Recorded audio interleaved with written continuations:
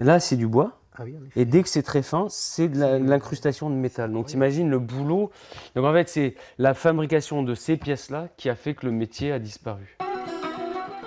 Le métier, c'est celui de fabricant de papier peint. Pas le papier commun, imprimé industriellement, mais celui réalisé à la planche, comme on le faisait au XVIIIe siècle. Les motifs sont aujourd'hui réalisés avec l'ordinateur, mais la technique reste la même. Du coup, je remets un coup Cela fait 17 ans que François-Xavier Richard explore cet univers. Il a créé ou recréé près de 400 modèles. La première étape, c'est le couchage de fond. Donc, on part du papier brut et on va appliquer une couleur sur le papier.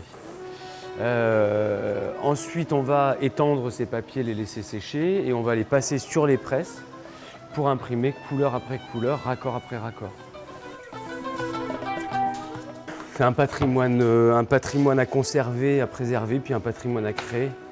Donc nous, on est autant attachés au fait de travailler avec des artistes ou des designers ou nous-mêmes à proposer des créations qu'à faire des reconstitutions comme on le fait là, par exemple pour Fontainebleau. Le papier peint n'est pas considéré comme quelque chose de noble dans notre culture, mais justement c'est ça qui m'intéressait en fait. C'est ce défi, ce challenge de montrer qu'il n'y a pas non plus de mauvais matériaux, il n'y a pas de saut métier, il n'y a pas de mauvais matériaux, et on peut toujours en faire quelque chose de l'ordre du sublime. Quand on me demande si je suis plutôt artisan ou artiste, dans l'idée d'artisan d'art, c'est qu'il y a une dimension de l'artisan qui est dépassée, et il y a cette volonté de ne pas mettre avant tout la signature de l'artiste en avant. Moi, c'est pas ce qui m'intéresse. François-Xavier Richard aime le papier, tous les papiers, au point d'être allé en résidence pendant 4 mois au Japon, le pays du papier par excellence. Alors voilà, le papier le plus fin du monde, il fait 1,6 g. On a même du mal à l'attraper, tellement il est fin. Voilà.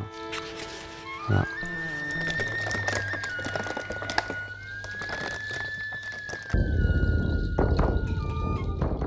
Objet de ce séjour à Kyoto, une recherche sur les sons du papier.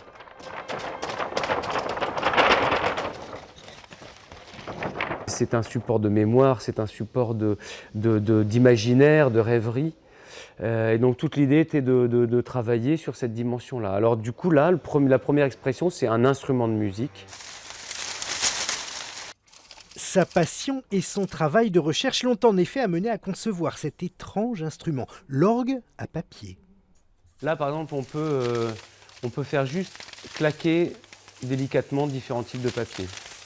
Ici, on va faire bruisser quelques papiers.